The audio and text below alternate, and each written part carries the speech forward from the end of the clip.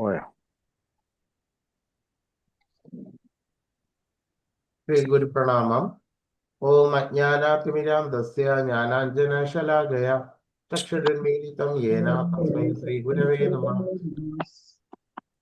ശ്രീ ചൈതന്യ മനോഭീഷ്ടം സ്ഥാപിതം യേന ഭൂതലേ സ്വയം രൂപകഥാ മഹ്യം ദദാതി സ്വപദാന്തികം വന്ദേഹം ശ്രീഗുരു ശ്രീയുതപദകമലം ശ്രീഗുരു വൈഷ്ണവാംശ ശ്രീരൂപം സാഗ്രജാതം സഗണരഘുനാഥാന്വിതം ത്വം സജീവം സാദ്വൈതം സാവധൂതം പരിജനസഹിതം കൃഷ്ണ ചൈതന്യദേവം ശ്രീരാധാകൃഷ്ണപാദാൻ സഗണലളിതാ ശ്രീ വിശാഖാന്വിതാംശ നമ ഓം വിഷ്ണുപാദായ കൃഷ്ണപ്രേഷ്ഠായ ഭൂതലേ ശ്രീമതേ ഭക്തിവേദാന്ത സ്വാമിനെ ഇതി നാമിനെ നമസ്തേ സാരസ്വതേ ദേവേ ഗൗരവാണി പ്രചാരിണേ നിർവിശേഷ ശൂന്യവാദി പാശ്ചാത്യദേശതാരിണേ പാഞ്ചാകൽപതരുഭ്യശ്ച കൃപാ സിന്ധുഭ്യ ഏവ ച പതിതാനാം പാവനേഭ്യോ വൈഷ്ണവേഭ്യോ നമോ നമഃ. ഹേ കൃഷ്ണ കരുണാ സിന്ധോ ദീനബന്ധോ ജഗത്പദേ ഗോപേശ ഗോപിക കാന്ത രാധാ കാന്ത നമോസ്തുതേ സപ്തകാഞ്ചന ഗൗരാംഗീ രാധേ വൃന്ദാവനേശ്വരി വൃഷഭാനുസുതേ ദേവി പ്രണമാമി ഹരിപ്രിയേ. ജയ ശ്രീ കൃഷ്ണ ചൈതന്യ പ്രഭു നിത്യാനന്ദ ശ്രീ അദ്വൈത ഗദാധര ശ്രീവാസാദി ഗൗര ഭക്തവൃന്ദ. ഹരേ കൃഷ്ണ കൃഷ്ണ കൃഷ്ണ ഹരേ ഹരേ ഹരേ രാമ രാമ രാമ ഹരേ ഹരേ. ഹരേ കൃഷ്ണ കൃഷ്ണ കൃഷ്ണ ഹരേ ഹരേ ഹരേ രാമ രാമ രാമ ഹരേ ഹരേ. ഹരേ കൃഷ്ണ കൃഷ്ണ കൃഷ്ണ ഹരേ ഹരേ ഹരേ രാമ രാമ രാമ ഹരേ ഹരേ. ഹരേ കൃഷ്ണ. എല്ലാവർക്കും എന്റെ പ്രണാമം. ഹരേ കൃഷ്ണ പ്രഭു. ഹരേ കൃഷ്ണ. എനിക്ക് കട്ടായിപ്പോയിട്ട് ഇപ്പൊ ഞാൻ തിരിച്ചു വീണ്ടും കയറിയതാ. എന്താണ്? എനിക്ക് നെറ്റ് കട്ടായിപ്പോട്ടെ തിരിച്ചു വീണ്ടും കയറിയത്. ആ ശരി.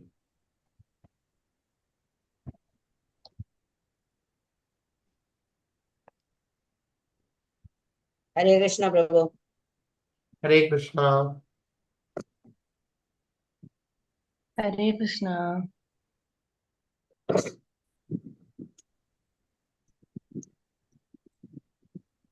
12ാമത്തെ അധ്യായം ഭക്തിയോഗം.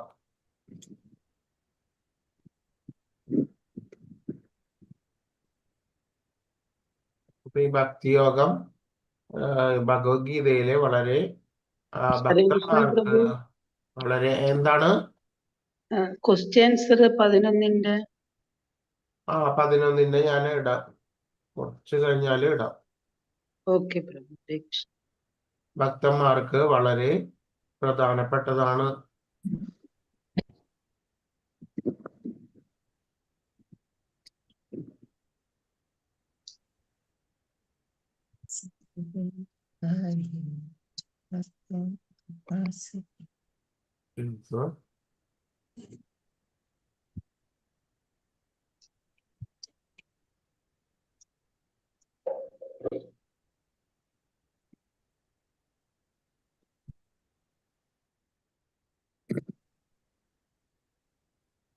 ശ്ലോകം 1.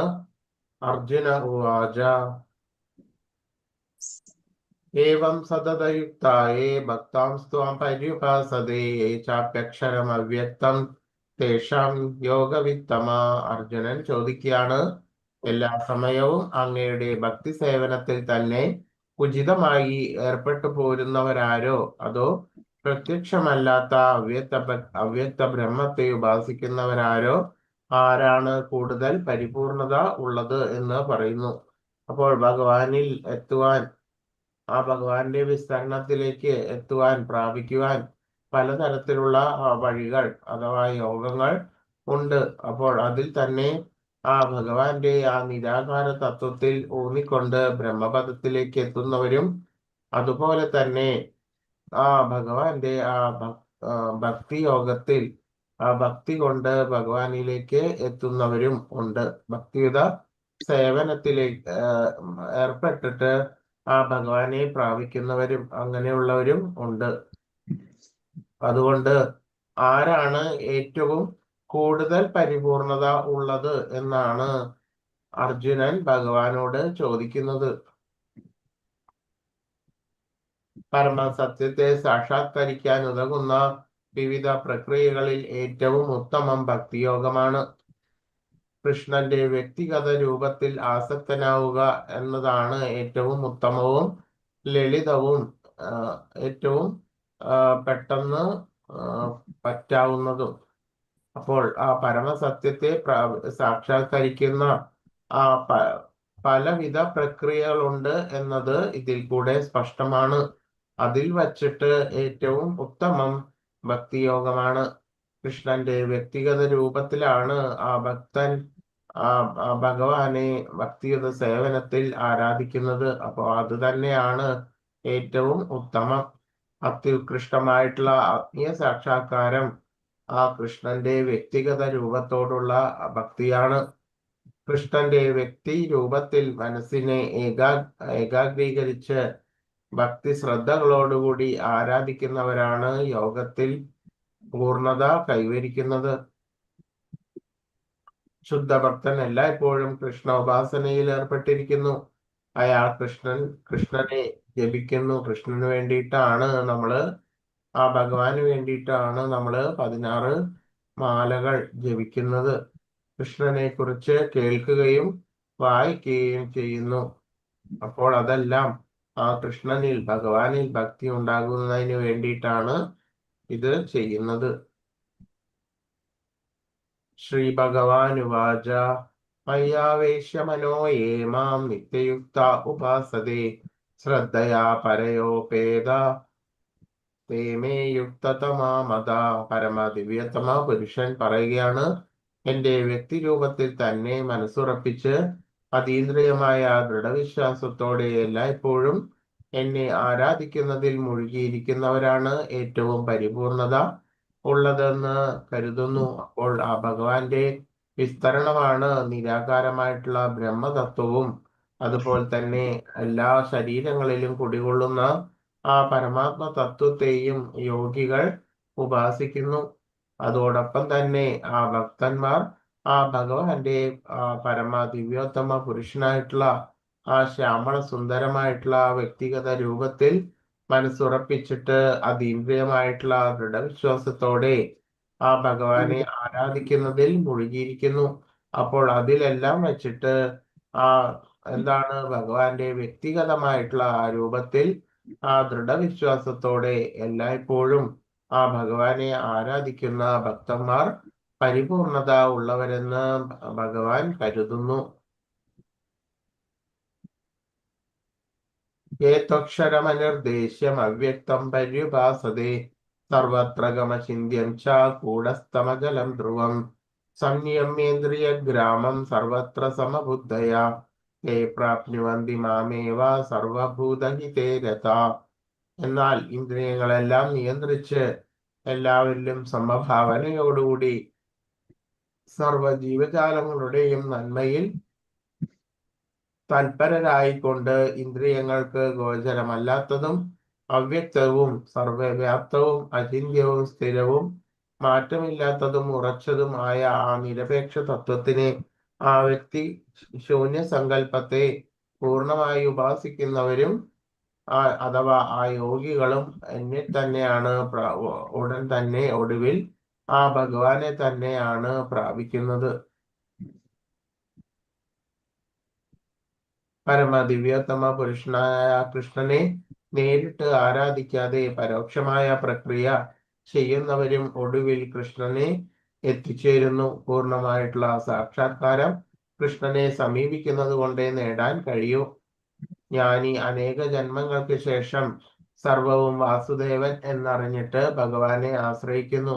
അപ്പോൾ ജ്ഞാനയോഗത്തിൽ വളരെ ആസക്തിയുള്ള ആ യോഗി ആ ഭഗവാന്റെ ആ നിരാകാരമായിട്ടുള്ള ആ തത്വത്തിൽ, അതായത് ഭഗവാന്റെ ആ ദേഹത്തിൽ ആകൃഷ്ടനാസക്തി ആകാതെ ആ നിരാകാരമായിട്ടുള്ള ആ ജ്ഞാന രൂപത്തിൽ ആ നിരാകാര തത്വത്തിൽ ആകൃഷ്ടനായിട്ട് അതനുസരിച്ചിട്ട് ആ തത്വത്തിൽ ശ്രദ്ധ മാത്രം ഊന്നിക്കൊണ്ട് ആ യോഗി ഭഗവാനെ ആശ്രയിക്കുന്നു. അത് പക്ഷേ പിന്നെയും പിന്നെയും ആ ജ്ഞാനി വളരെയധികം ജന്മങ്ങൾക്ക് ശേഷവും ആ ഭഗവാൻ വാസുദേവൻ തന്നെയാണ് സർവവും എന്ന് മനസ്സിലാക്കിയിട്ട് ഭഗവാനെ ആശ്രയിക്കുന്നു. ജീവാത്മാവിൽ പരമാത്മാവിനെ ദർശിക്കുന്നവൻ പരമാത്മാവിന്റെ സാന്നിധ്യം എല്ലായിടത്തും ഉണ്ടെന്ന് മനസ്സിലാക്കുന്നു. അപ്പോൾ ആ ജീവാത്മാവിൽ പരമാത്മാവിനെ ദർശിക്കുന്നവർ അതിൽ തന്നെ ആ ഭഗവാൻ അണുരൂപേണ എല്ലാ അന്തർഗതനായിട്ട് എല്ലാ സർവ്വജീവജാലങ്ങളിലും ഭഗവാൻ ഉൾപ്പൂക്കിക്കൊണ്ടിരിക്കുന്നു. അപ്പോൾ ആ പരമാത്മാവിനെ ദർശിക്കുന്നവർ ആ പരമാത്മാവിന്റെ സാന്നിധ്യം എല്ലായിടത്തും ഉണ്ടെന്ന് മനസ്സിലാക്കുന്നു. അതും ആ ഭഗവാന്റെ വിസ്തരണമാണ്. ക്ലേശോധികതരസ്തേഷ അവ്യക്താസക്തചേതസാം അവ്യക്താഹികദർദുഃഖം ദേഹവദ്ഭിരവാപ്യത. പരമപുരുഷന്റെ അവ്യക്തവും വ്യക്തിശൂന്യവുമായിട്ടുള്ള ആ ഭാവത്തിൽ ആസക്തചിത്തരായവർക്ക് പുരോഗമനത്തിന് പ്രയാസമേറും. ശരീരികൾക്ക് ഈ വഴിക്കുള്ള മുന്നേറ്റം സദാ ദുഷ്കരമാണ്. അപ്പോൾ ആ നിരാകാരമായിട്ടുള്ള തത്വത്തെ, ഭഗവാന്റെ അതുമാതിരി ആത്മതത്വത്തെ, ഇതെല്ലാം തന്നെ ജ്ഞാനയോഗത്തിൽ അതിൽ മുന്നേറുന്നവർക്ക്, ആ ഭാവത്തിൽ മുന്നേറുന്നവർക്ക് പുരോഗമനത്തിന് പ്രയാസമേറും. വളരെയധികം പ്രക്രിയകളിൽ കൂടി മാത്രമാണ് ഒരാൾക്ക് ആ നിരാകാര തത്വത്തെ മനസ്സിലേക്ക് ഉറപ്പിക്കുവാൻ, അഥവാ പരമാത്മ തത്വത്തെ എല്ലാം മനസ്സിൽ ഉറപ്പിക്കുവാൻ സാധിക്കുന്നത്. പെട്ടെന്ന് തന്നെ സാധിക്കുന്നില്ല. അപ്പോൾ ഈ വഴിക്കുള്ള മുന്നേറ്റം സദാ ദുഷ്കരമാണ് എന്ന് ഭഗവാൻ പറയുന്നു. ഭക്തിയോഗം നേരിട്ടുള്ള ഭഗവത് സേവനമാണ്. അതുകൊണ്ട് നിഷ്പ്രയാസവും ശരീരധാരികൾക്ക് ജീവാത്മാവിനെ തികച്ചും സ്വാഭാവികമാണ്. അപ്പോൾ എല്ലാ ജീവാത്മാവിനും നൈസർഗികമായിട്ടുള്ളതാണ് ഭക്തിയോഗം, കൃഷ്ണാവബോധം എന്നുള്ളതെല്ലാം. അപ്പൊ അതുകൊണ്ട് തന്നെ ആ നിലയ്ക്കുള്ള മുന്നേറ്റം നിഷ്പ്രയാസമാണ്. അതുകൊണ്ട് ആ ശരീരം എടുത്തിട്ടുള്ള ആ ജീവാത്മാവിന് ആ ഭക്തിയോഗം സ്വാഭാവികമാണ്. അംഗീകൃതമായിട്ടുള്ള പ്രാതിനിധ്യമുള്ള ഒരു വിഗ്രഹരൂപം ഈശ്വരനുണ്ട്. ഇപ്പോൾ വിഗ്രഹം എന്ന് പറഞ്ഞാല് വിശേഷാൽ ഗ്രഹിക്കുന്നത്, അതായത് ആ വിഗ്രഹം തന്നെയും ഭഗവാന്റെ പ്രതിനിധി, അതായത് ഭഗവാന്റെ അവതാരം തന്നെയാണ്. അതിനെ അർച്ചാ വിഗ്രഹം എന്ന് പറയുന്നു. ഈ അർച്ചാ വിഗ്രഹവും പരമപുരുഷന്റെ അവതാരമാണ്. ഏതു സർവാണി കർമാണി മയി സന്യസ്യ മത്പര അനന്യേനൈവ യോഗേന മാം ധ്യായന്ത ഉപാസതേ തേഷാമഹം സമുദ്ധർത്ത മൃത്യു സംസാര സാഗരാത് ഭവാമി നചിരാത് പാർത്ഥ മയ്യാവേശിത ചേതസാം. ഹേ പാർത്ഥ, എന്നാൽ എന്നെ എല്ലായ്പ്പോഴും ധ്യാനിച്ചുകൊണ്ടും സർവകർമ്മങ്ങളിൽ എനിക്കായി അർപ്പിച്ചും എന്നിൽ മനസ്സ് അചഞ്ചലമായിട്ട് ഊന്നിക്കൊണ്ടും ഭക്തിയുത സേവനത്തിൽ ഏർപ്പെട്ടു പോരുന്നവരെ ഞാൻ വേഗത്തിൽ ജനന മരണങ്ങളുടെ ഈ സമുദ്രത്തിൽ നിന്ന് കയറ്റും എന്ന് ഭഗവാൻ വാഗ്ദാനം ചെയ്തിരിക്കുകയാണ്.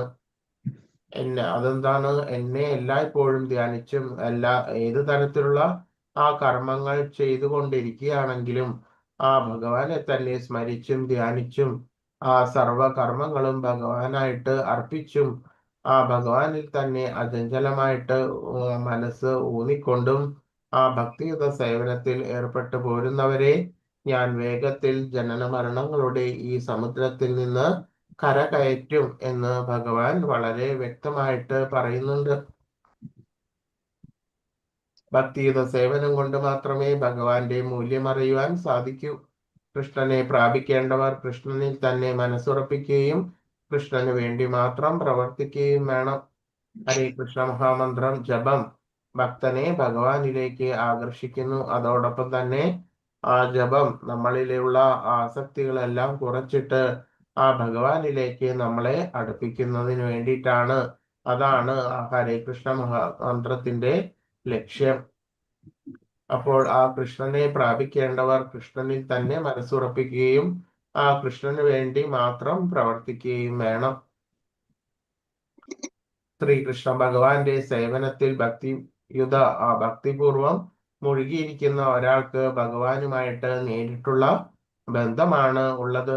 ഹരേ കൃഷ്ണ മഹാമന്ത്രം ഉച്ചരിക്കുമ്പോൾ ആ ഭഗവാൻ കൃഷ്ണനും അദ്ദേഹത്തിന്റെ അന്തരംഗ ശക്തിയും ആ നാവിന്മേൽ നൃത്തമാടുന്നു. അപ്പോൾ ആ ഭഗവാനെ തന്നെ ആ വിളിക്കുന്ന ആ മഹാമന്ത്രം ആ ഭഗവാൻ ഇതെല്ലാം തന്നെ അറിയുന്നുണ്ട്. അന്തര്യാമിയായിട്ട് ഭഗവാൻ ഇതെല്ലാം അറിയുന്നുണ്ട്. നമ്മൾ ജപിക്കുന്നതും ആ ആ ശക്തി ആ മഹാമന്ത്രം ജപിക്കുമ്പോൾ ആ ആ, എന്താണ് അത് വന്ന് തട്ടുന്നത് എവിടേക്കാണ്? ഭഗവാന്റെ ധാമത്തിലേക്ക് വരേക്കും ഈ മഹാമന്ത്ര ജപം എത്തുന്നുണ്ട് എന്നാണ്. എന്ന് പറഞ്ഞാല് ഈ ജപം നടക്കുന്നത് അതീന്ദ്രിയ തലത്തിലാണ്. മയ്യേവ മന ആദത്സ്വ മയി ബുദ്ധിം നിവശിഷ്യസി മയ്യേവ അധ ഊർധ്വം ന സംശയ. പരമാദിവ്യോത്തമ പുരുഷനായിട്ട ഉള്ള എന്നിൽ മനസ്സുറപ്പിച്ച് ബുദ്ധിയെ വ്യാപരിപ്പിക്കുക. അപ്രകാരം നീ എല്ലായ്പ്പോഴും എന്നിൽ തന്നെ വാഴും, സംശയമില്ല. അപ്പോൾ ആ മഹാമന്ത്രം ജപിക്കുമ്പോഴാണ് നമ്മൾക്ക് എല്ലായ്പ്പോഴും ഏത് അവസ്ഥയിലും ഭഗവാനിലേക്ക് മനസ്സ് ഉറപ്പിക്കുവാൻ സാധിക്കുന്നത്. എത്രയോ തവണ നമ്മൾ ജപിക്കുന്നു. ആ ജപത്തിന്റെ ആ തീവ്രത അനുസരിച്ചിട്ടാണ് നമ്മൾക്ക് ആ ഭഗവാനിൽ ശരിയാവേണ്ട മനസ്സുറപ്പിക്കുവാൻ അഥവാ ബുദ്ധിയെ വ്യാപരിപ്പിക്കുവാൻ സാധിക്കുന്നത്. അപ്പോൾ ചിലര് 16 തവണ ജപിക്കുന്നുണ്ട്, ചിലർ അതിനിരട്ടി എത്രയാണ് 32 തവണ, 64 തവണ അങ്ങനെയെല്ലാം ജപിക്കുന്ന ഭക്തന്മാരെ കാണാം. അപ്പോൾ അവരെല്ലാവരും എന്താണ് സ്ഥിരമായിട്ടും ആ ഭഗവാനിൽ മനസ്സ് വ്യാപരിപ്പിച്ച് അവരുടെ ബുദ്ധിയെ എന്താണ് ഭഗവാനിൽ വ്യാപരിപ്പിച്ചുകൊണ്ടും ഇരിക്കുകയാണ്. അപ്രകാരമുള്ളവർ എല്ലായ്പ്പോഴും ആ ഭഗവാനിൽ തന്നെ വാഴും, സംശയം ഇല്ല. അധചിത്തം സമാധാതും ന ശക്നോഷി മയി സ്ഥിരം അഭ്യാസയോഗേന തതോ മാമിച്ഛാത്തും ധനഞ്ജയ. പ്രിയപ്പെട്ട അർജുന, ധനത്തെ ജയിച്ചവനെ, എന്നിൽ മനസ്സുറപ്പിച്ച് നിർത്തുവാൻ നിനക്ക് കഴിയുന്നില്ലെങ്കിൽ ഭക്തിയോഗത്തിന്റെ നിബന്ധനകൾ അനുഷ്ഠിച്ച് എന്നെ പ്രാപിക്കുവാനുള്ള ആഗ്രഹം വളർത്തുക. അപ്പോൾ എന്താണ് ശരിയാവണ്ണം നമ്മളുടെ മനസ്സ് എല്ലായ്പ്പോഴും എവിടേക്കെല്ലാം ഇങ്ങനെ പാഞ്ഞു പോയിക്കൊണ്ടേയിരിക്കും. ഏത് അവസ്ഥയിലും, എപ്പോഴും ജപിക്കുന്ന അവസ്ഥയിലും എപ്പോഴും തന്നെ. അപ്പോൾ എന്താണ് അതിൽ നിന്നെല്ലാം വ്യതിചലിച്ചിട്ട് ആ മനസ്സിനെ ഭഗവാനിലേക്ക് എത്തിക്കുവാൻ വേണ്ടിയിട്ട് അഭ്യാസ യോഗത്തിന്റെ ആ നിബന്ധനകൾ അനുഷ്ഠിക്കുക. അതുകൊണ്ട് അപ്പോൾ ആ ഭക്തിയോഗത്തിന്റെ നിബന്ധനകളിൽ പ്രധാനമായിട്ടുള്ളതാണ് എന്താണ് ഭഗവാന്റെ സ്മരണം, കീർത്തനം, ജപം എല്ലാം. അപ്പോൾ അത് നിരന്തരമായിട്ടുള്ള ആ ജപം ആ ഭക്തനെ ആ ധ്യാനം, ശരിയായിട്ടുള്ള ധ്യാനത്തിലേക്ക് എത്തിക്കുന്നു. അതുകൊണ്ട് അതാണ് ഭക്തിയോഗത്തിന്റെ നിബന്ധനകൾ. അത് നവവിധ ആ ഭക്തികളിൽ കൂടിയിട്ട് ആ ഭക്തി അനുഷ്ഠിക്കുവാൻ വേണ്ടിയിട്ട് ഓരോരുത്തരും ശ്രമിക്കണം. അപ്പോൾ എങ്ങനെയാണ് നമ്മൾ ആദ്യം തന്നെ ജപം ചെയ്യുമ്പോൾ മനസ്സ് പല വിധത്തില് കറങ്ങിക്കൊണ്ടേയിരിക്കുന്നു. പക്ഷെ നമ്മൾ അതിൽ നിന്നെല്ലാം പെട്ടെന്ന് മനസ്സിനെ നിവർത്തിച്ചുകൊണ്ട് ആ ക്വാളിറ്റി ജപം നല്ല രീതിയിൽ ജപം നടത്തുന്നത് എങ്ങനെയാണ്? അത് ആ മനസ്സ് ആ പലവിധ വിഷയങ്ങളിൽ നിന്നും മനസ്സിനെ നിവർത്തിച്ചും കൊണ്ട് ആ ഭഗവാനിലേക്ക് തന്നെ, ഭഗവാന്റെ രൂപം, ലീല, ഗുണം, നാമം എന്നിവയിലെല്ലാം മനസ്സുറപ്പിച്ചും കൊണ്ട് അത് വളരെ വ്യക്തമായിട്ടും കൃത്യമായിട്ടും ചെയ്യേണ്ടതാണ്. അങ്ങനെ ചെയ്തുകൊണ്ടേയിരിക്കുമ്പോൾ അഗ്നി വെള്ളത്തിനെ എങ്ങനെയാണ് തപിപ്പിക്കുന്നത് അഥവാ വറ്റിക്കുന്നത്, അതുപോലെ കുറെ ജപം ചെയ്തു കഴിഞ്ഞാല് എന്ത് ചെയ്യും? മനസ്സ് തന്നെ ഏകാഗ്രമാകാൻ തുടങ്ങും. അങ്ങനെ എന്താണ് മുഴുവൻ സമയവും ഭഗവത് ചിന്തയോട് കൂടിയിട്ട് നമ്മൾക്ക് ജപം ചെയ്യുവാൻ വേണ്ടിയിട്ട് സാധിക്കും. അപ്പോൾ അതിനു വേണ്ടിയിട്ടാണ് 16 മാല, 32 മാലയൊക്കെ ജപിക്കുന്നത്. അങ്ങനെ കുറെയൊക്കെ ആദ്യ സമയങ്ങളിലൊന്നും നമ്മളുടെ മനസ്സ് പല വിഷയങ്ങളിലേക്കും പോയിക്കൊണ്ടേയിരിക്കും.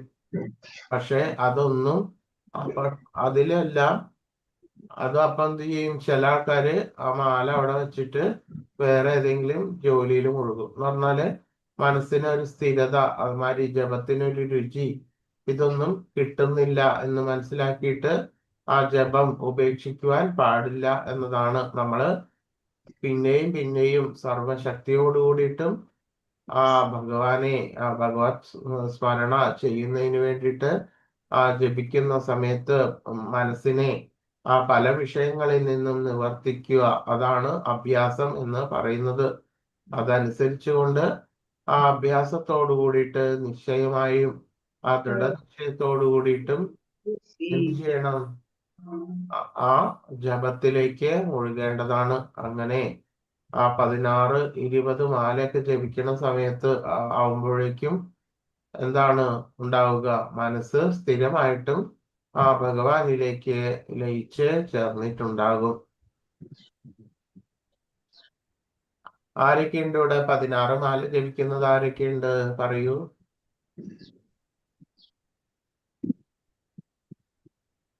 ആരൊക്കെയാണുള്ളത്? ഹരേ കൃഷ്ണ പ്രഭു. പറയൂ. ഞാൻ ജപിക്കുന്നുണ്ട്. പേരെന്താണ്? Sasikala Priyasree Devidas. Okay okay, initiation എടുത്താണോ അല്ലേ? അതെ, അല്ലേ, ഓക്കെ. എവിടെയാ സ്ഥലം, എവിടെയാ? തിരുവനന്തപുരം. ഓക്കെ, ഹരേ കൃഷ്ണ. ഹരേ കൃഷ്ണ. അപ്പോൾ ഡിവോട്ടി ഇപ്പൊ ദീക്ഷ എടുത്തിട്ടുള്ള ആളുകൾ എന്തായിരിക്കും, അവർക്ക് മിനിമം 16 മാലെങ്കിലും അവർക്ക് ജപിക്കണം എന്ന് അവർ ഗുരുവിന്റെ മുന്നിൽ വെച്ചിട്ട് അവര് വാക്ക് കൊടുത്തിട്ടുള്ളതാണ്. അപ്പൊ അതുകൊണ്ട് തന്നെ അത് അത് ചെയ്തിട്ടില്ലെങ്കിൽ അത് ഗുരുവിനോടുള്ള അപരാധം, അതിനോടൊപ്പം ഭഗവാനോടുള്ള അപരാധമായിട്ട് തീരും. അതുകൊണ്ട് ദീക്ഷ എടുത്തിട്ടുള്ളവര് മിനിമം 16 മാലയെങ്കിലും ജപിക്കേണ്ടതാണ്. 16 മാല ജപിക്കുന്നവരുണ്ട്, 32 മാല അങ്ങനെ ജപിക്കുന്നവരുണ്ട്. ആരൊക്കെയുണ്ട് നല്ല നിർജ്ജല ഏകാദശി എടുത്തത്? എടുത്തു പ്രഭു. ഇന്നലെ അല്ല, മിനിഞ്ഞാന്ന്. ഞാനെടുത്തു. ആണോ? ശരി, ഹരേ കൃഷ്ണ. അപ്പൊ ചിലവര് നിർജ്ജലായിട്ട് എടുക്കും. നിർജ്ജല പാണ്ഡവ ഏകാദശി ആയിരുന്നു മിനിഞ്ഞാന്ന്. അപ്പൊ അതേപോലെ തന്നെ ചിലവർക്ക് നിർജ്ജല എടുക്കാൻ സാധിക്കാത്തവരുണ്ടാവും. അപ്പൊ അവര് അതേ രീതിയില് ഫ്രൂട്ട്സോ എന്തെങ്കിലും പാലോ എന്തെങ്കിലും കഴിച്ചിട്ട് അവര് ഏകാദശി എടുക്കും. അങ്ങനെ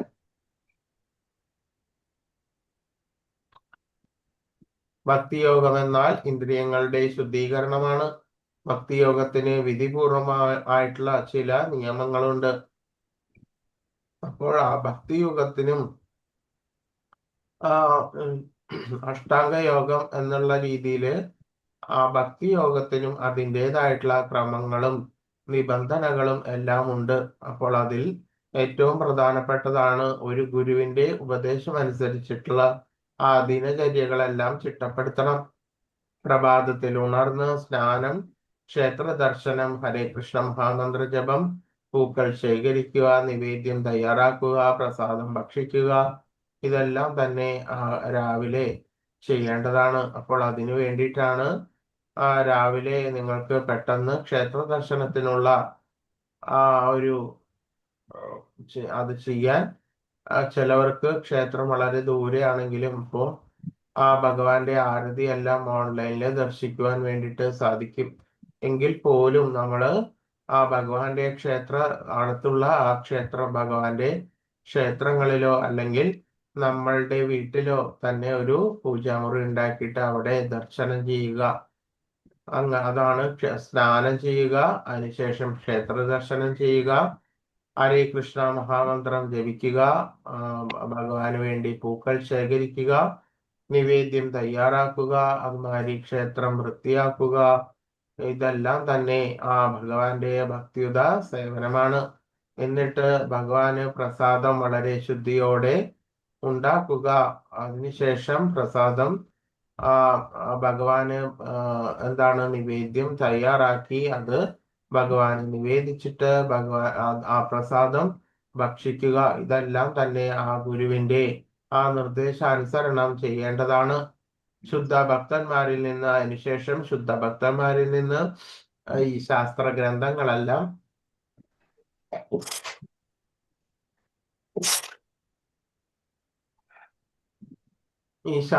ഗ്രന്ഥങ്ങളെല്ലാം പഠിക്കേണ്ടതുണ്ട്.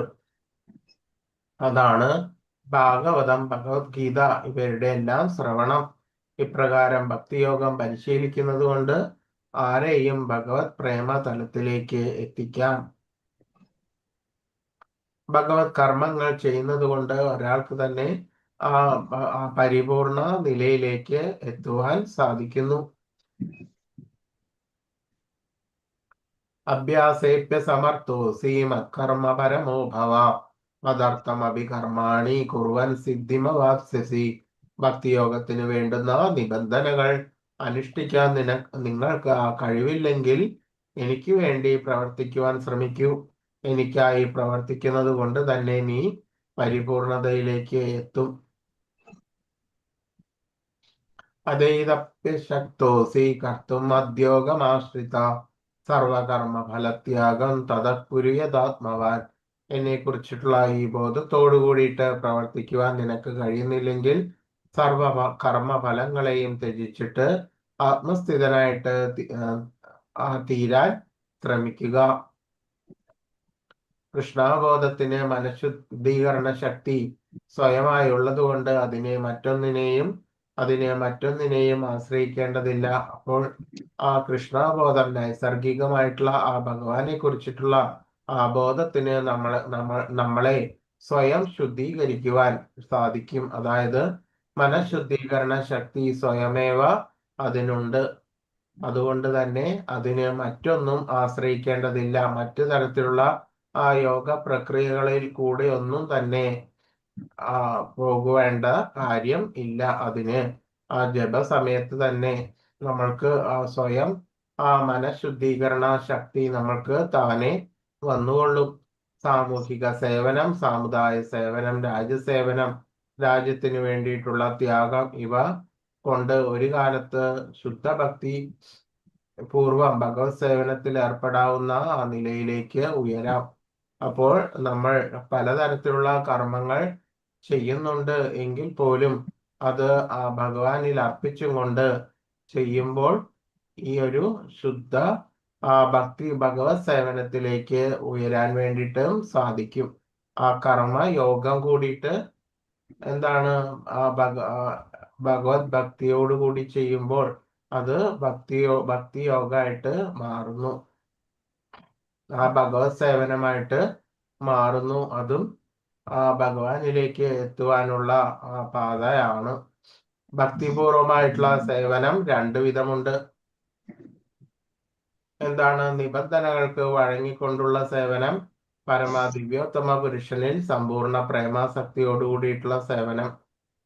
ഇപ്പോൾ ആദ്യകാലങ്ങളില് പല നിശ്ചയദാർഢ്യത്തോടുകൂടി ആ നിഷ്ഠയോടുകൂടിയിട്ട് പല വിധത്തിലുള്ള നിബന്ധനകൾക്ക് വഴങ്ങിക്കൊണ്ടുള്ള ആ സേവനമായിരിക്കും പ്രാഥമിക ഭക്തന്മാർ ചെയ്യുന്നത്.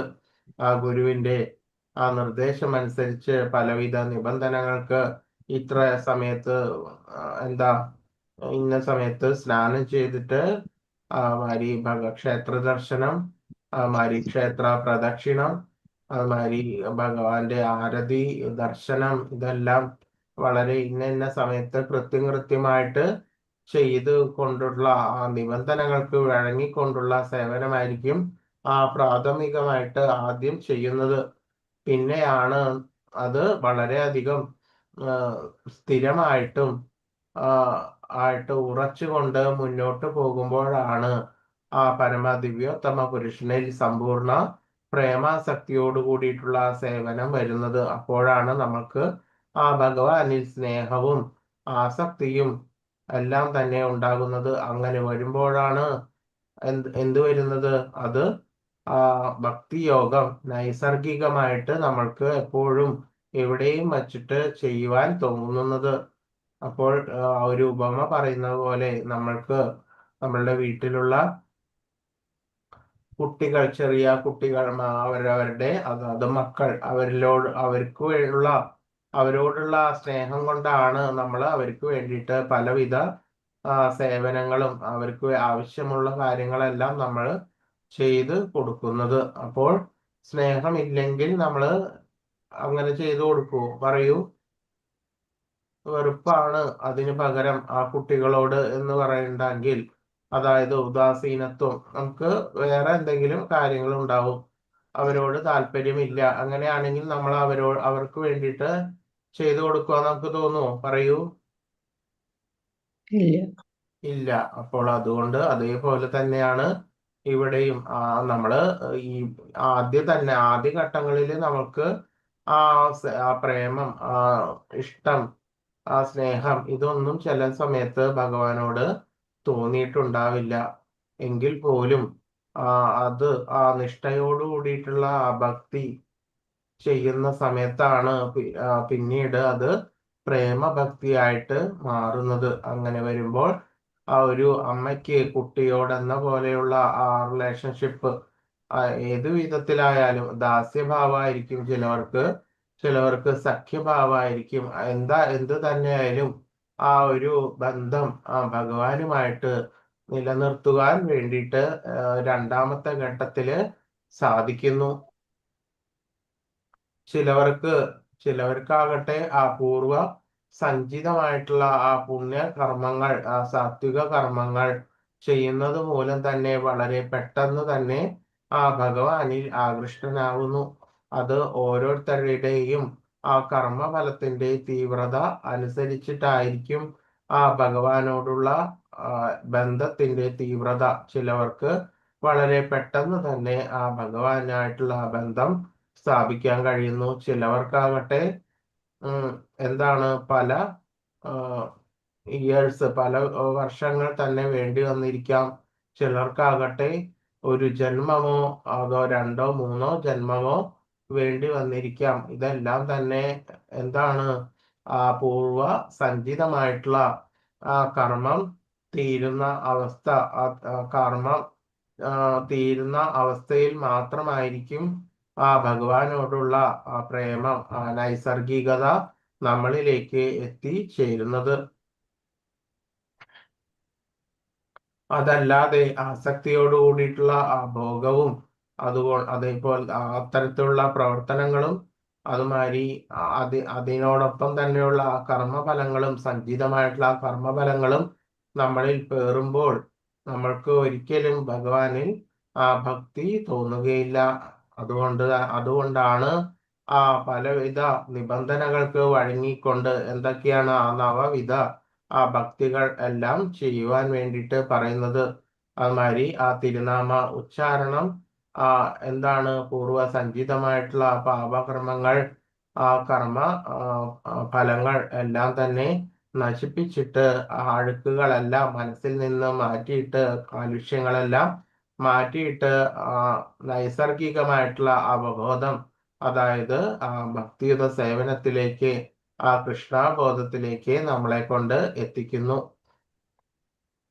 ആ രീതിയിൽ വരുമ്പോഴാണ് നമ്മൾക്ക് ആ പ്രേമ ആസക്തിയോട് കൂടിയിട്ടുള്ള, ആ സ്നേഹത്തോട് കൂടിയിട്ടുള്ള ആ പരമദിവ്യോത്തമ പുരുഷനിൽ തരത്തിലുള്ള ഒരു ബന്ധത്തോട് കൂടിയിട്ടുള്ള ഒരു പ്രേമഭക്തി നമ്മൾക്ക് ഉണ്ടാകുന്നത്. അതല്ലാത്ത ഒരവസ്ഥയിൽ നമ്മൾക്ക് അത് ആ രീതിയിൽ മുന്നോട്ട് പോകുവാൻ സാധിക്കില്ല. അതുകൊണ്ടാണ് ആ പ്രാഥമിക ഭക്തന്മാർ ആദ്യ കാലഘട്ടങ്ങളിൽ വളരെ നിശ്ചയിച്ചിട്ടുള്ള രീതിയിൽ അതായത് ഒരു പ്രാവശ്യമെങ്കിലും നമ്മൾ ഒരു മാലയെങ്കിലും ഹരേ കൃഷ്ണ മഹാമന്ത്രം ജപിക്കുവാൻ വേണ്ടിയിട്ട് അവരോട് അഭ്യർത്ഥിക്കുന്നത്. അപ്പോൾ ഒരു മാല കഴിഞ്ഞു, അതിന്റെ അടുത്ത സ്റ്റെപ്പ്, അങ്ങനെ ഘട്ടം ഘട്ടമായിട്ടാണ് വരുന്നത്. 2 ഘട്ടം, 2 പ്രാവശ്യം ജപിക്കുക, പിന്നെ എങ്ങനെയാ 3 4 പിന്നെ 8 പിന്നെ 16, അങ്ങനെ കൂട്ടിയിട്ട് കൊണ്ടുപോവുക. അതിനോടൊപ്പം തന്നെ പല വിധത്തിലുള്ള ഏകാദശി വ്രതങ്ങൾ എല്ലാം എടുക്കുക. ഭക്തന്മാരുടെ സംസർഗം ഇതെല്ലാം ചെയ്യുക. നവവിധ ഭക്തി പരിശീലിക്കുക. ഇതൊക്കെയാണ് ആ ഗുരുവിന്റെ നിർദ്ദേശപ്രകാരം ഇത്തരത്തിലുള്ള പ്രവർത്തനങ്ങൾ ഘട്ടം ഘട്ടമായിട്ട് ചെയ്തിട്ട് ആ മനഃശുദ്ധി ഭക്തന്മാർ കൈവരിക്കുന്നു. സമുത്കൃഷ്ടമായിട്ടുള്ള ആ പരമദിവ്യോത്തമ പുരുഷനെ പ്രാപിക്കുവാൻ 2 പ്രക്രിയകളുണ്ട്. ക്രമപ്രകാരമുള്ള വളർച്ച.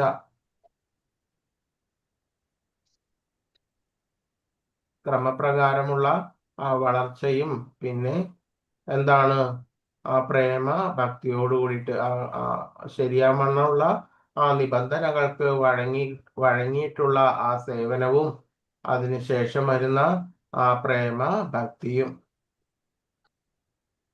അപ്പോൾ ആദ്യം തന്നെ പ്രാഥമികമായിട്ടുള്ള ആ കനിഷ്ഠ ഭക്തന്മാർ പല വിധത്തിലുള്ള ഗുരുവിന്റെ ആ നിർദ്ദേശങ്ങൾക്ക് വഴങ്ങിക്കൊണ്ടുള്ള ആ സേവനം. എന്തുകൊണ്ടാണ് നമ്മൾക്ക് സ്വയമേവ ഇതൊന്നും ചെയ്യാൻ വേണ്ടിയിട്ട് ആദ്യഘട്ടങ്ങളിൽ താല്പര്യം ഉണ്ടാകില്ല. അപ്പോൾ അതുകൊണ്ട് തന്നെ നമ്മൾ താല്പര്യം വളർത്തിക്കൊണ്ടേ വരണം. അതാണ് സാധന എന്ന് പറയുന്നത്. അപ്പോൾ ആ ഭഗവത് ദർശനം, ഭഗവതിന്റെ പ്രദക്ഷിണം, ആ ഭഗവത് സ്മരണം, ഇതെല്ലാം തന്നെ വളരെ കൃത്യമായിട്ടും നമ്മൾ ബോധത്തോടു കൂടിയിട്ടും വളർത്തിക്കൊണ്ടുവരേണ്ടതാണ്. അങ്ങനെ വളർത്തുമ്പോഴാണ് ആ ശരിയായിട്ടുള്ള ആസക്തിയോട് കൂടിയിട്ടുള്ള ആ പ്രേമഭാവത്തോടു കൂടിയിട്ടുള്ള അല്ലെങ്കിൽ സ്നേഹത്തോടു കൂടിയിട്ടുള്ള ആ ഭഗവത് സേവനം നമ്മൾക്ക് സാധ്യമാകുന്നത്. ശ്രേയോ ഹി ജ്ഞാനമഭ്യാസാത് ജ്ഞാനാധ്യാനം വിശിഷ്യതേ ധ്യാനാത് ത്യാഗാത് ശാന്തിരനന്തരം. നിനക്കിത് പരിശീലിക്കാൻ സാധ്യമല്ലെങ്കിൽ ജ്ഞാനാർജനത്തിന് ശ്രമിക്കുക. ജ്ഞാനത്തേക്കാൾ ശ്രേഷ്ഠമാണ് ധ്യാനം. ആ ധ്യാനത്തേക്കാൾ വിശിഷ്ടമത്രേ കർമ്മഫലങ്ങളെ ത്യജിക്കൽ. എന്തെന്നാൽ ത്യാഗത്താൽ മനഃശാന്തി ലഭിക്കും. അപ്പോൾ ഇത്തരത്തിലുള്ള ആ നവവിധ ഭക്തികളിൽ കൂടി നമ്മൾക്ക് പോകുവാൻ, ആ ഭക്തിയോഗത്തിന്റെ ചര്യകളിൽ കൂടെ പോകുവാൻ സാധിക്കുന്നില്ലെങ്കിൽ ആ ഭഗവാന്റെ ശാസ്ത്രങ്ങളിൽ നിന്ന്, അതായത് ഭഗവത്ഗീത, ഭാഗവതം മുതലായിട്ടുള്ള ആ ശാസ്ത്രങ്ങളിൽ നിന്ന് ഭഗവാന്റെ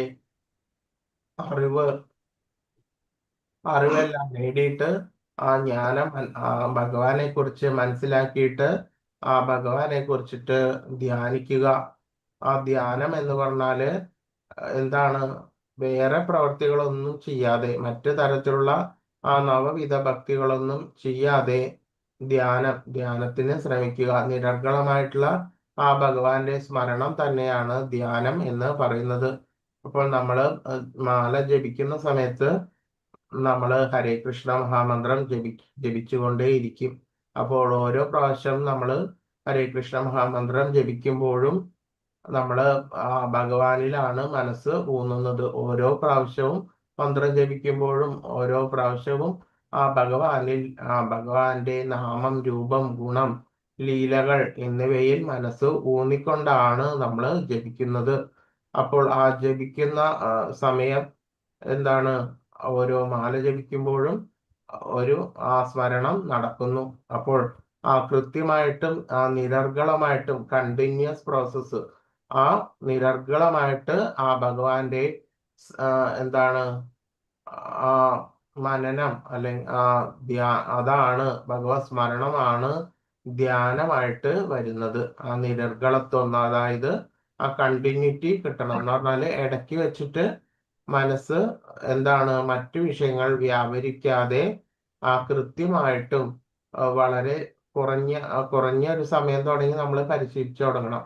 ഒരു 5 മിനിറ്റ്, 10, അതിനുശേഷം 10, 15, 20, അങ്ങനെ അത്രയും മിനിറ്റുകൾ നമ്മൾ ശ്രദ്ധിക്കണം. നമ്മൾ അത്രയും സമയം ഭഗവാനിൽ മനസ്സ് ഉറപ്പിച്ചിട്ടുണ്ടോ എന്നുള്ളത്. പിന്നെ അത്രയും സമയം നമ്മൾ കൂട്ടി കൊണ്ടുവരണം.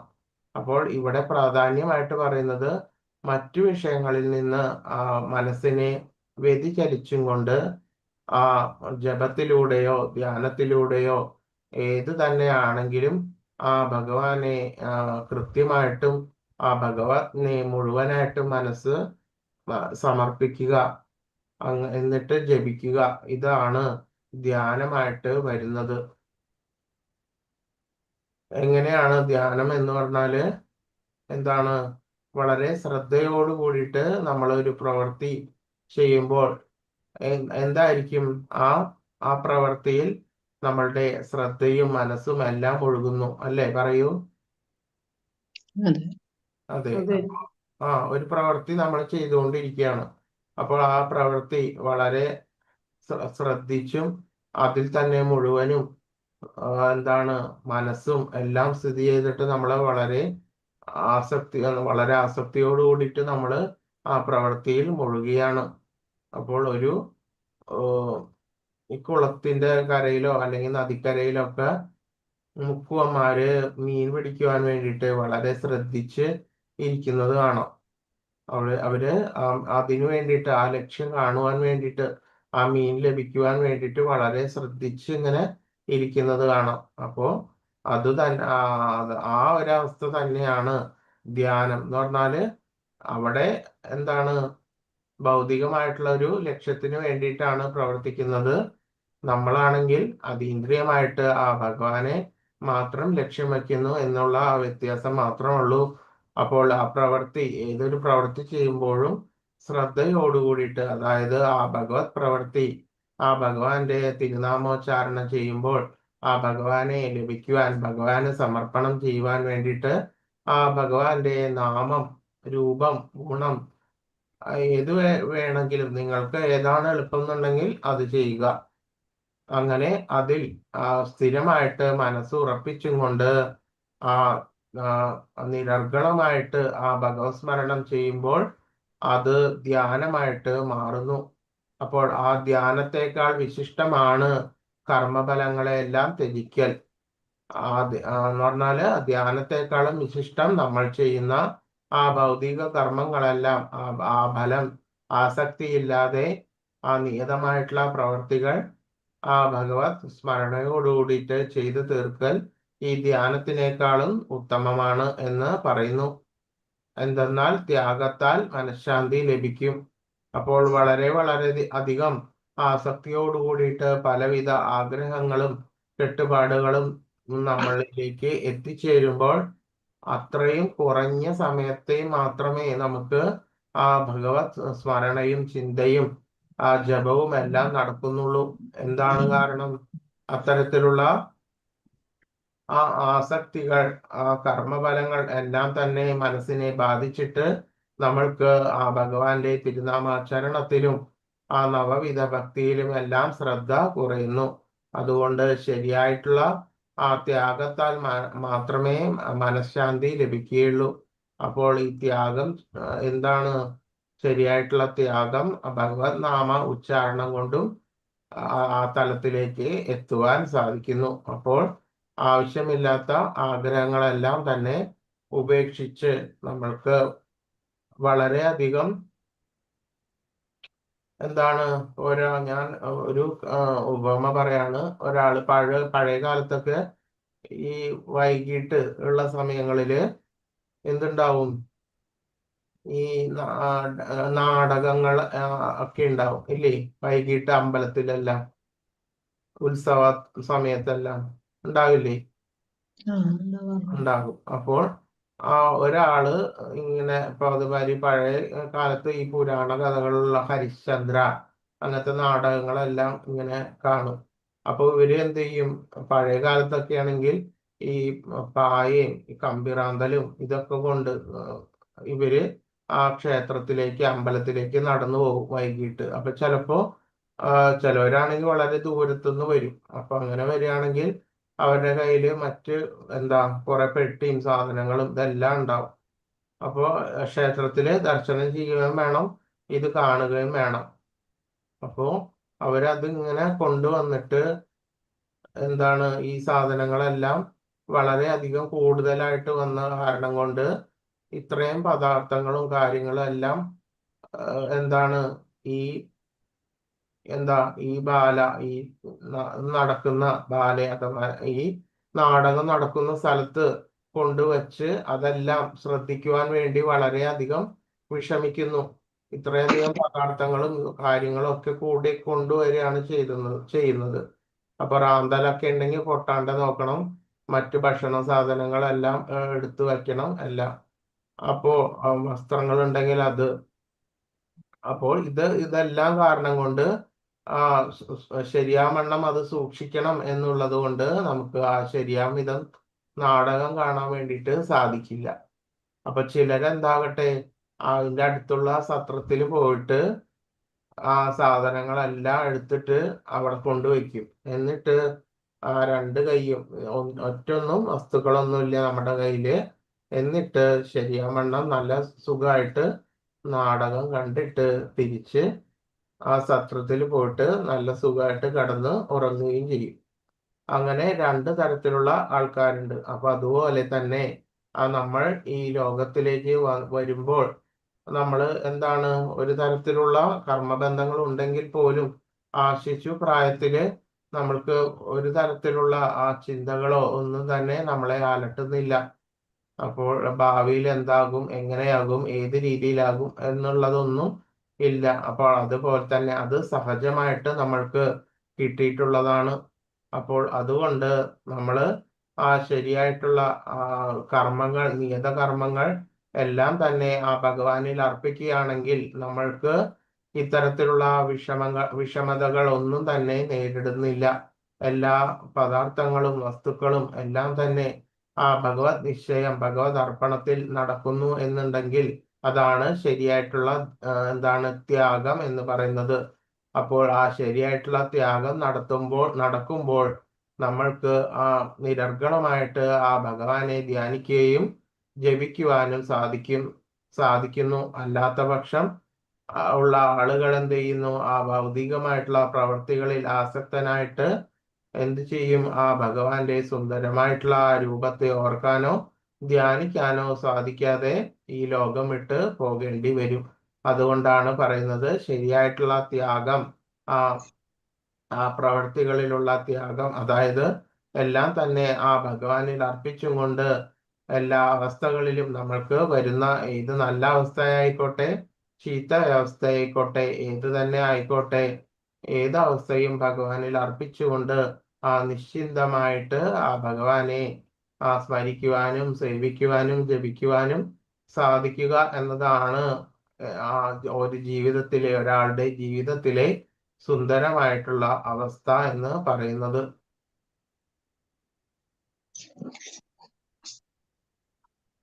അദ്വേഷ്ട സർവഭൂതാനാം മൈത്ര കരുണ ഏവച നിർമ്മമോ നിരഹങ്കാര സമദുഃഖ സുഖക്ഷമി സന്തുഷ്ട സതതം യോഗി യഥാത്മാ ദൃഢ നിശ്ചയ മയ്യർപ്പിത മനോബുദ്ധർ യോ മദ്ഭക്ത സമേ പ്രിയ. 13-14 ശ്ലോകങ്ങളാണിത്. അപ്പോൾ ഇത് അടുത്ത ദിവസം 13 തുടങ്ങിയെടുക്കാം. ഇപ്പൊ ഇന്ന് 6:50 നമുക്ക് മറ്റാ ക്വസ്റ്റ്യൻസ് നോക്കാം. 11-ാമത്തെ അധ്യായത്തിലെ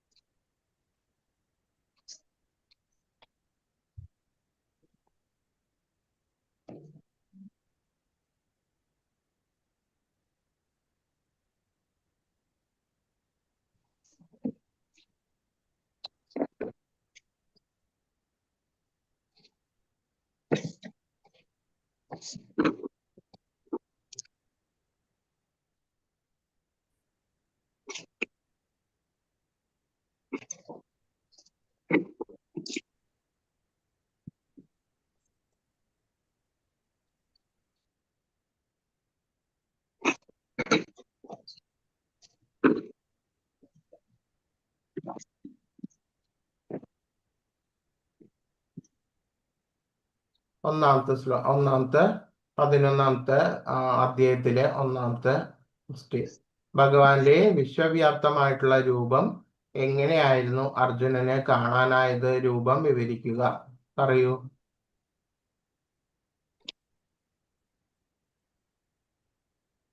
ഭഗവാന്റെ വിശ്വവ്യാപ്തമായിട്ടുള്ള രൂപം ഭഗവത് ഗീതയിൽ എങ്ങനെയാണ് വർണ്ണിച്ചിരിക്കുന്നത്?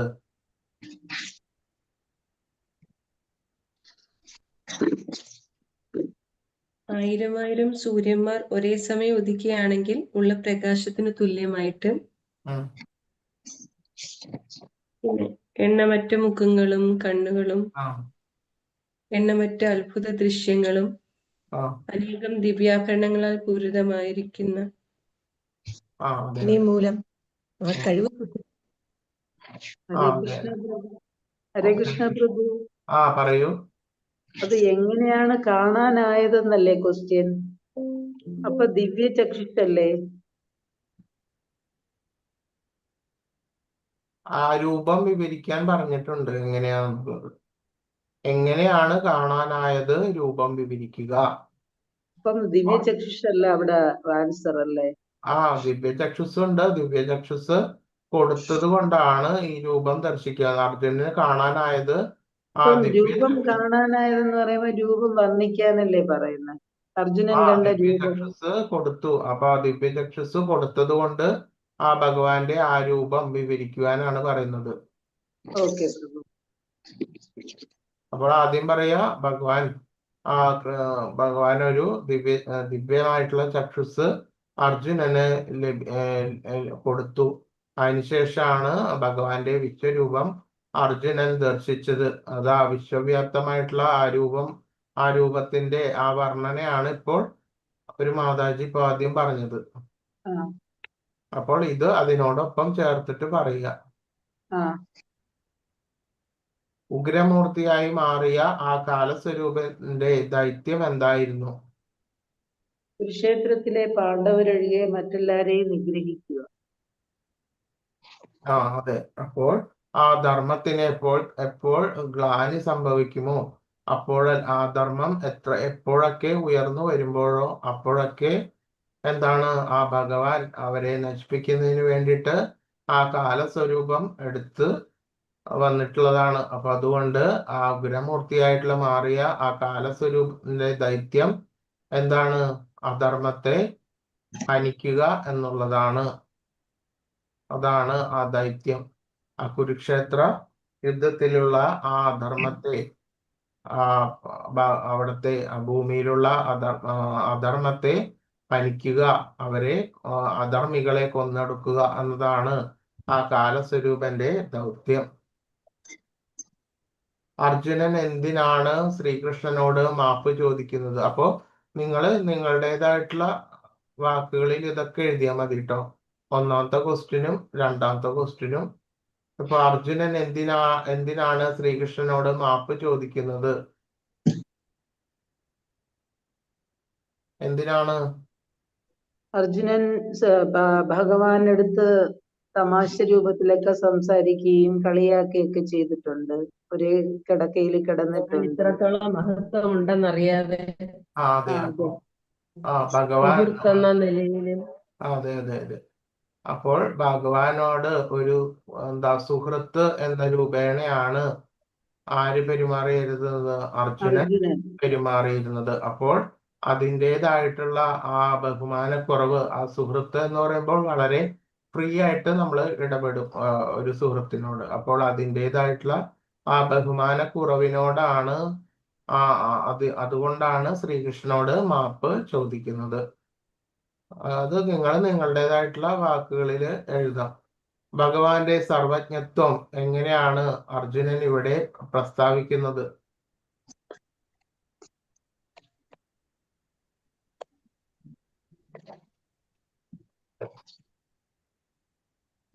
ഭഗവാന്റെ സർവജ്ഞത്വം എങ്ങനെയാണ് അർജുനൻ ഇവിടെ പ്രസ്താവിക്കുന്നത്? എങ്ങനെയാണ് ആ ഭഗവാനെ സ്തുതിക്കുന്ന ആ സ്തുതികളൊക്കെ ഉണ്ടല്ലേ അർജുനൻ? വിശ്വരൂപത്തിന്റെ ആ സ്തുതികളൊക്കെ എവിടെയാണ് വരുന്നത്?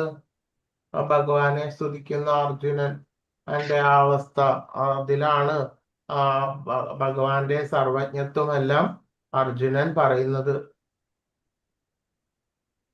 36-ാമത്തെ ശ്ലോകം മുതലാ പ്രഭു. പറയൂ, ഏതൊക്കെയാണത്?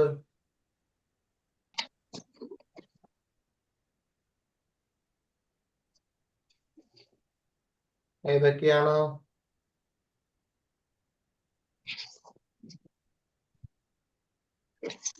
ഭഗവാന്റെ നാമം ഉം. ഞാനേ ഋഷികേശ തവ പ്രകീർത്തിയാൻ തുടങ്ങുന്ന 36-ാമത്തെ ശ്ലോകം മുതലാണ്. അപ്പൊ അതില് ഓരോരോ പോയിന്റുകൾ നിങ്ങൾ എടുത്തിട്ട് അതിന് ആൻസർ ചെയ്യണം. ഏതാണ്? പിതാസി ലോകസ്യ ചരാചരസ്യ ത്വമസ്യ പൂജ്യസ്ഥ ഗുരു 43-ാമത്തെ ശ്ലോകത്തിലെ ചരാചരങ്ങളെല്ലാം ഉൾപ്പെടുന്ന ഈ പ്രപഞ്ച സർഗത്തിന്റെ പിതാവാണ് അങ്ങ്. ഈ പ്രപഞ്ചത്തിന്റെ ആരാധ്യ പ്രമുഖനായിട്ടുള്ള പരമോന്നത ആധ്യാത്മിക ഗുരുവും അങ്ങ് തന്നെ. അങ്ങയുടെ സനാതന സമാന യോഗ്യനാവാൻ കഴിവുള്ള ആരുമില്ല. അങ്ങനെയുള്ള അർജുനന്റെ ആ സ്തുതിയിൽ നിന്നുള്ള ഓരോരോ പോയിന്റുകൾ എടുത്തിട്ട് നിങ്ങൾക്ക് ഇതിനെ ആൻസർ ചെയ്യാം. അപ്പൊ ഇതേ രീതിയിലുള്ള ആ ഭഗവാനെ കുറിച്ചിട്ടുള്ള ആ സർവജ്ഞത്വത്തിന്റെ ആ സ്തുതികളെല്ലാം കാണുന്നുണ്ട്. അപ്പൊ അത് എടുത്തിട്ട് നിങ്ങൾക്ക് ആൻസർ ചെയ്യാൻ സാധിക്കും. അതെല്ലാം എഴുതണോ പ്രഭു? മൊത്തം എല്ലാം എഴുതണ്ട, അതിൽ നിന്ന് ഒന്നോ രണ്ടോ, ഇപ്പൊ ഏത് ആൻസർ എഴുതാണെങ്കിലും ഒരു 3-4 സെന്റൻസ് എഴുതിയാൽ മതിയാകും.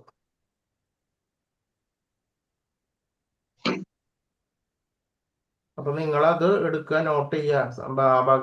അർജുനൻ ഭഗവാനെ സ്തുതിക്കുന്ന രംഗങ്ങളെല്ലാം. അപ്പൊ ഇപ്പൊ ഞാനൊരു സ്തുതി ഇത് പറഞ്ഞു. അതേപോലെ തന്നെ ആ സർവജ്ഞത്വം അറിയുന്നതിന് വേണ്ടിയിട്ടുള്ള പല സ്തുതികളും ഇതിലുണ്ട്.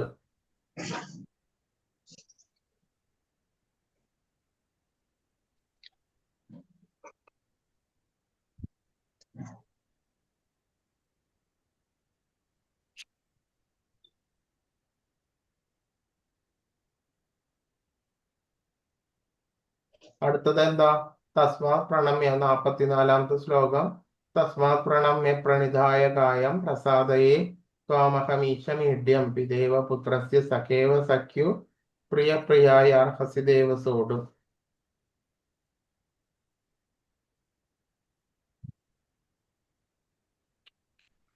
ആ സ്തുതിയിൽ നിന്ന് 2-3 സെന്റൻസ് എടുത്തിട്ട് ചെയ്യാന്ന് മാത്രം. ഭഗവാന്റെ ഏത് രൂപം ദർശിച്ചാണ് അർജുനൻ ശാന്തനായത്? ചതുർഭുജ നാരായണ രൂപം. ഓക്കെ. അല്ല, മാനുഷിക രൂപം ഭഗവാന്റെ. അത് ആദ്യം തന്നെ ഭഗവാന്റെ വിശ്വരൂപം കഴിഞ്ഞിട്ട് ആ ചതുർഭുജ രൂപമാണ് രണ്ടാമത് വരുന്നത്.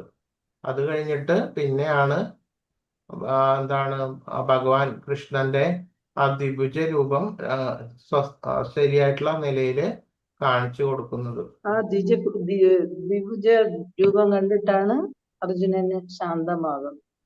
ദ്വിഭുജ രൂപം ആ വിശ്വരൂപം മറഞ്ഞിട്ടുള്ള സമയത്ത് അപ്പൊ ഇത് പറഞ്ഞാൽ മതി. 51-ാമത്തെ ശ്ലോകത്തിൽ പറഞ്ഞിട്ടുണ്ട്, മാനുഷികാകാരം കണ്ടിട്ടാണ് അർജുനന് മനസ്സ് ശാന്തമായത്. 59. 51. 5-ാമത്തെ കുറ്റൻ പറഞ്ഞില്ലല്ലോ അങ്ങനെ. ദുഷ്ടേദം മാനുഷം രൂപം തവ സൗമ്യം ജനാർദ്ദന ഇതാനീം അസ്മി സംവൃത്ത സചേത പ്രകൃതിംഗത. കൃഷ്ണനെ ഇങ്ങനെ ഈ രൂപത്തിൽ കണ്ടപ്പോൾ അർജുനൻ പറഞ്ഞു, ജനാർദ്ദന, അങ്ങയുടെ അത്യന്ത സുന്ദരമായിട്ടുള്ള ഈ മാനുഷികാകാരം കണ്ട് ഞാൻ മുൻമട്ടിലായി ശാന്തനായി. അതെ, 51.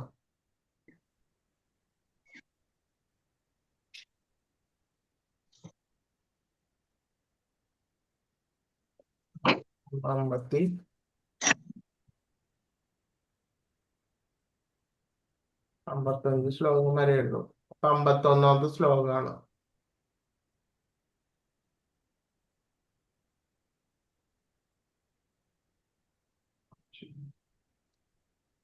ഭീതിപൂർവമായിട്ടുള്ള 5-ാമത്തെ ക്വസ്റ്റ്യൻ. ഭീതിപൂർവമായിട്ടുള്ള വിശ്വരൂപം മറച്ചിട്ട് ഏത് രൂപം കാണിക്കണം എന്നാണ് അർജുനൻ പറയുന്നത്? ചതുർഭുജ രൂപം. അതെ, ചതുർഭുജ രൂപം. ഭഗവാന്റെ ചതുർഭുജ രൂപം കാണുവാൻ വേണ്ടിയിട്ട് ആഗ്രഹം ഉണ്ടായി. അതുകൊണ്ട് ആ ഭീതിപൂർവമായിട്ടുള്ള ആ വിശ്വരൂപം മറച്ചിട്ട് ആ ചതുർഭുജ രൂപം കാണിക്കുവാനാണ് പറഞ്ഞത്. ഏത് മാർഗത്തിൽ കൂടിയാണ് ഭഗവാനിലേക്ക് പ്രവേശിക്കുവാൻ കഴിയുക? ഭക്തിമാർഗം. ഭക്തിമാർഗം. ഭക്തിയോഗം. അതെ, ഭക്തി യോഗത്തിൽ കൂടിയിട്ടാണ് ഭഗവാനെ പ്രാപിക്കുവാൻ കഴിയുക. അല്ലാത്തവർക്ക് ആ ഭഗവാന്റെ ആ നിരാകാര തത്വം, ആ ബ്രഹ്മതത്വം അല്ലെങ്കിൽ പരമാത്മ തത്വത്തിലേക്കാണ് അവരെത്തുന്നത്. ഭഗവാനിലേക്ക് എത്തണമെന്നുണ്ടെങ്കിൽ ആ ഭഗവാന്റെ ആ സുന്ദരമായിട്ടുള്ള ആ രൂപത്തിൽ ഭക്തിഭാവേന ആരാധിച്ചാൽ മാത്രമാണ് ആ ഭഗവാനിലേക്ക് എത്തുവാൻ സാധിക്കുന്നത്. ആരാണ് ഭഗവാനെ പ്രാപിക്കാൻ യോഗ്യൻ? എട്ടാമത്തെ ഭഗവാനെ നിരന്തരം ആ നിരന്തരം സ്മരിച്ചുകൊണ്ട് സേവനങ്ങൾ അർപ്പിക്കുന്ന ഒരാൾക്ക് ആ ഒരു ഭക്തനാണ് ഭഗവാനെ പ്രാപിക്കുവാൻ യോഗ്യൻ. അതെ മറ്റുള്ളവര് ഏതിലേക്കാണ് ജ്ഞാനതത്വം അല്ലെങ്കിൽ മറ്റ് നിരാകാരമായിട്ടുള്ള തത്വം, അതായത് പരമാത്മ തത്വം, ഇതിലേക്കൊക്കെയാണ് അവര് മനസ്സൂന്നുന്നത്. അവര് ഒരിക്കലും ഭഗവാനിലേക്കല്ല ശ്രദ്ധ കൊടുക്കുന്നത്. അപ്പോൾ അത് ഒരു ഭക്തിയോട് കൂടിയിട്ട് മാത്രമേ ഭഗവാനെ പ്രാപിക്കുവാൻ കഴിയുള്ളൂ. അല്ലാതെ ഒരു യോഗിക്ക് ഭഗവാനിലേക്ക് പല കടമ്പകളെ കടന്നിട്ട് ഭക്തി വന്നതിന് ശേഷം മാത്രമേ ഭഗവാനിലേക്ക് എത്തുന്നുള്ളൂ. അല്ലെങ്കിൽ ഭഗവാന്റെ ആ നിരാകാരമായിട്ടുള്ള തത്വത്തിലേക്കാണ് എത്തുന്നത്.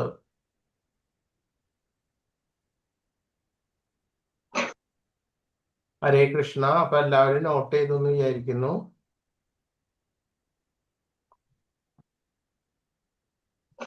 അതായത് ശ്ലോകങ്ങളൊക്കെ എടുത്തിട്ട് ഒന്നും കൂടി നോക്കുക. എന്നിട്ട് എല്ലാത്തിനും ആൻസേഴ്സ് ഒന്നോ രണ്ടോ സെന്റൻസ് മാത്രം എഴുതിയാൽ മതി. വളരെയധികം വിശദമായിട്ടൊന്നും എഴുതേണ്ട കാര്യമില്ല. നിങ്ങൾ ആദ്യം ഒന്നും കൂടി പരിശോധിക്കുക ക്വസ്റ്റ്യൻസ്. എന്നിട്ട് ആ ഭഗവത്ഗീത ബുക്ക് എടുത്തു വെച്ചിട്ട് അതിന് ആൻസർ ഒന്നും കൂടി കൃത്യമായിട്ട് എഴുതുക.